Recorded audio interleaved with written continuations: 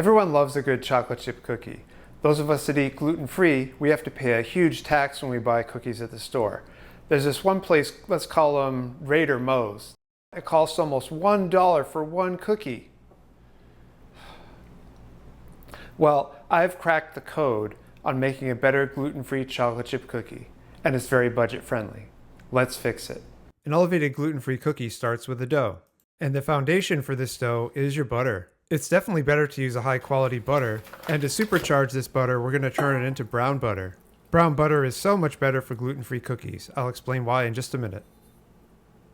Now to get to brown butter, first we have to melt it. You'll want to use medium-low heat for this. I'm going to speed things up here because I think we all enjoy watching butter melt at high speed. You're welcome.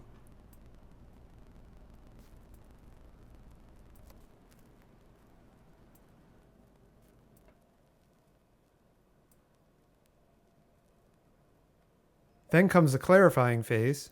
This is where the milk proteins collect and settle towards the bottom. And it's called clarifying because the butter turns from yellow to clear within a few minutes. Also notice the bubbling. That's the water content of the butter evaporating away. Butter is about 20% water, and having that moisture in a gluten-free cookie is a problem. The steam gets trapped, resulting in an airy, cakey texture. With brown butter, you get a flatter, denser cookie with that perfect chewiness. Back to the stove. Next is what I call the foamy phase. This is where the boiling gets really aggressive, trying to get rid of all the water content. You'll notice that I'm stirring non-stop here. We definitely don't want the milk solids on the bottom to burn. If that happens, the butter is ruined and we have to start all over again. After a while, there's so much foam, you can't even see what's going on in there. This is what I call the danger phase. The butter is starting to brown, but you can't see it, so it'd be very easy to burn the butter. I decided to turn the heat off at this point, just so I can let the foam settle and I can see what's going on in there. You can see the butter has started to brown, has a nice sort of a butterscotch color. Well, I want more of a dark toffee color. With these chocolate chip cookies, we want a really nice, nutty kind of a toffee flavor to cut through the sweetness of the cookies. So I'm going to fire up the heat and let it go for a few more minutes.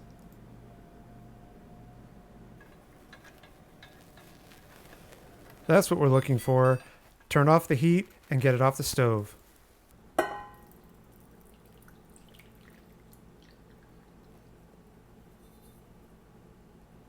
Oh, that looks perfect. So we'll let that cool for a few minutes. In the meantime, get the other ingredients ready. For our dry ingredients, we have our 1-to-1 gluten-free baking flour. Then we're going to add baking soda and salt. I really like the simplicity of this recipe. Not too many ingredients. This recipe calls for 3 eggs. Well, technically 2 whole eggs and 1 egg yolk, so I'm separating the egg. I like to separate the first egg because if I break the yolk by mistake, I can just dump in the whole egg and then I have 2 more tries to get a perfect separation. Egg yolks are loaded with lecithin, which is a natural emulsifier. Those fats cradle our gluten-free starches and give us that fudgy, chewy center that gluten-free treats are often lacking. Plus, it helps replace the moisture that the butter lost on the stove.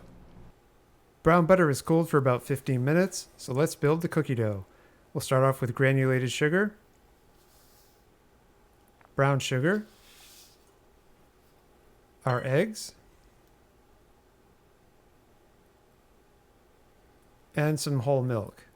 This milk replaced some of the moisture lost by the brown butter process. The milk is an upgrade to the water lost because it contains proteins and enzymes.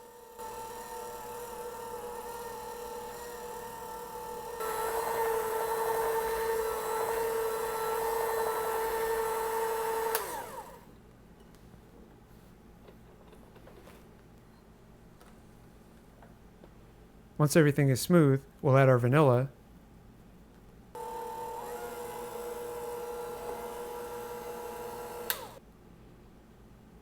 Now we'll add our dry ingredients.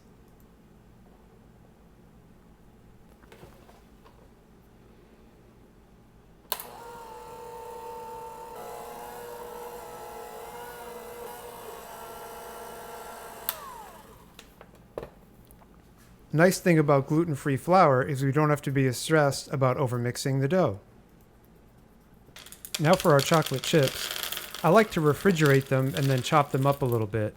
I feel like it helps integrate the chocolate flavor a little better into the cookie, and it also gives you some nice interesting shapes.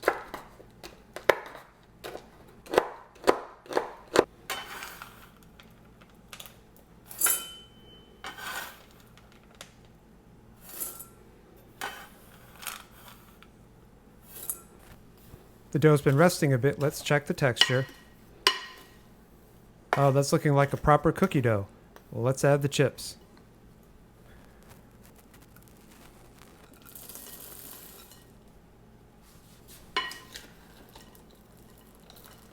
We'll start slowly so we don't launch any chips into outer space.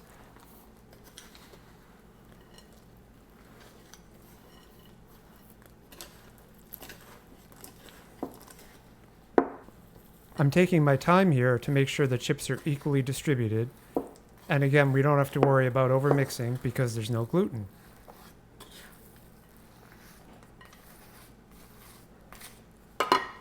The next step is balls. Cookie dough balls. I'm weighing them for equal size. And I'm going with 50 grams per cookie.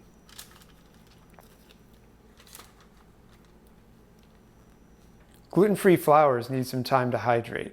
If we throw these in the oven right now, what will happen is the flours will stay dry, we'll get kind of a gritty and flat cookie. Let's do an overnight fridge cure. The starches will fully hydrate, we'll get a very nice structure, and the flavor of the brown butter will get a chance to mingle throughout the entire cookie. I was able to make 28 cookie dough balls. See you tomorrow, guys.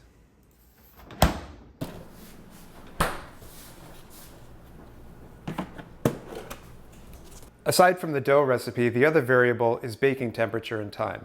And I've always been curious about how baking temperature and time can affect cookies. Well, today we're going to do 4 different temperature and time combinations and compare at the end so you can see which combination will be best for you. Which type of cookie do you like?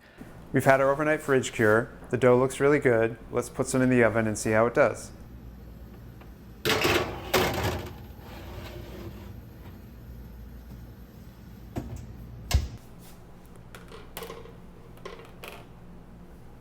I'm really happy with those. They look fantastic. Let's get some sea salt.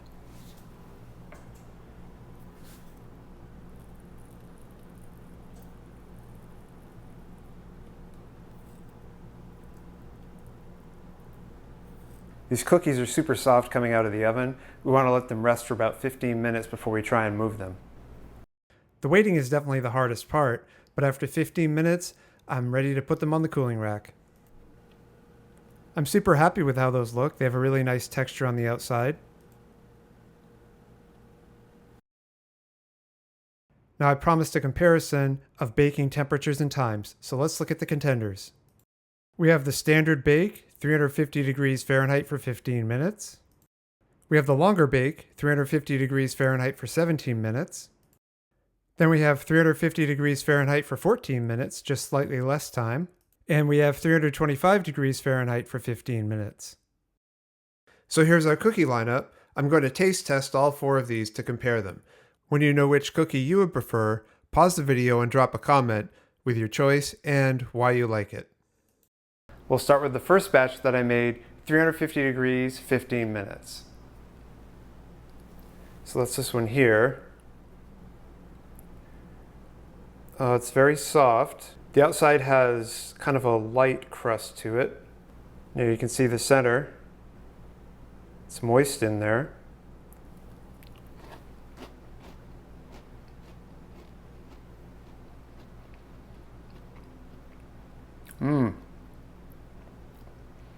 It's crisp on the outside, tender on the inside, but it's really nice, very delicate. And that brown butter is a really forward flavor. You can get that really good.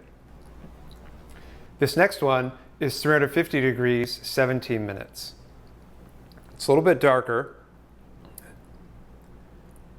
It doesn't have a snap, so it's still soft, but I can tell it's not as soft as the first one.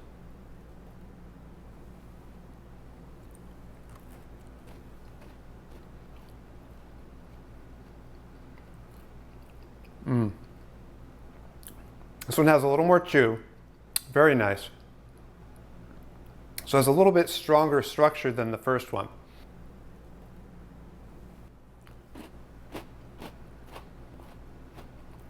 A little more of a crunch too. Oh, this is fun. Next up, 350 degrees, 14 minutes. This one's actually sunken a little more in the middle. There's kind of a hole right there you can see. So we can break it right there. Okay, yeah, this one's very soft in the middle. Still good structure on the outside though.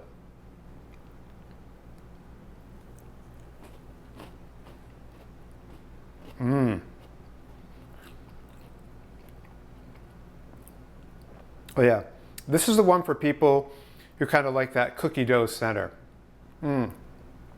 Oh man, I really like this one. Whew, this is what cookies should be, I think. This is just really good. It's very light and crispy on the outside. Inside is super soft and almost cookie dough-ish, but there's still some air in there too. Oh, that's a good one. So nice. Okay, this last one here, 325 degrees, 15 minutes.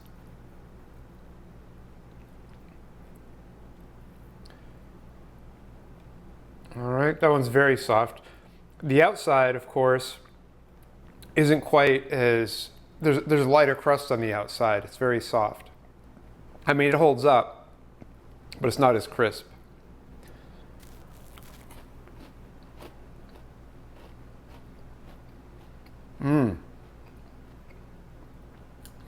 Oh, this one's more of a fudgy center. More like a brownie texture almost. That's a nice one too. So I would say my favorites are the 350 degrees 14 minutes, 325 15 minutes. I'm leaning towards the cookie dough center a little bit. Kind of surprised I would say that, but there's just something so satisfying about that little cookie dough center. Man, that's good. But right here, second place, 325 for 15 minutes. If you want more of a fudgy center, that's the way to go. 350 for 15 minutes, that one's nice too, but it's kind of in between being fudgy in the middle or cookie dough in the middle and being a little more structured like the 17-minute. So I feel like it's nice, but it doesn't really have its own identity, if you will. And the 17-minute one, that's for people who want more of a cookie structure all the way to the core. Like you don't want that fudgy center, you don't want that cakey center, you just want that cookie center. So, final results, amazing cookies. This recipe rocks, and I would make this any day. It's super fun. And just so you know, this batch of cookies cost me about $7 to $8 for ingredients. And I'm getting 28 cookies out of it. So if we were going with Raider Moe's, that would cost $28 instead of $8. So eat your heart out, Raider Moe's. Where can you get some tea around here? If you're looking for more gluten-free treats, maybe try my blackberry cobbler or a gluten-free crate. Both those recipes are shown right here. Thanks for watching.